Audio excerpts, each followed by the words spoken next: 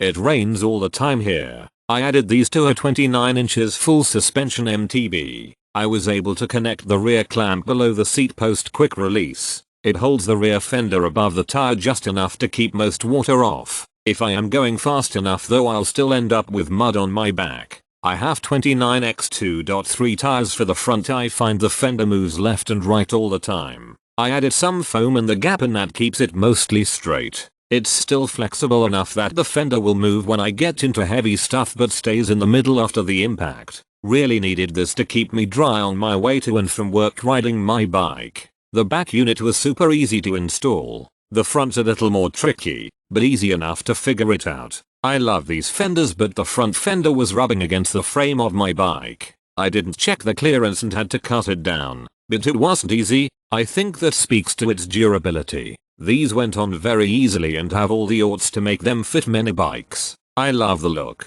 Sadly, because of the low clearance on my front wheel, I can only use the rear fender. The front went on great and looked great, but it squeezes between the frame and wheel, so I had to remove it. Not an issue with most bikes, I bet. The vac was my main concern. Update: I managed to get the front fender to work properly on my bike after all. It turned out the front wheel wasn't mounted quite correctly, and once adjusted the fender fit. Although it still hit my brakes on the front side, so a minor tweak to the plastic was needed to make that correction. I think this bike is just set up weird. So these fenders would work great on the vast majority of bikes.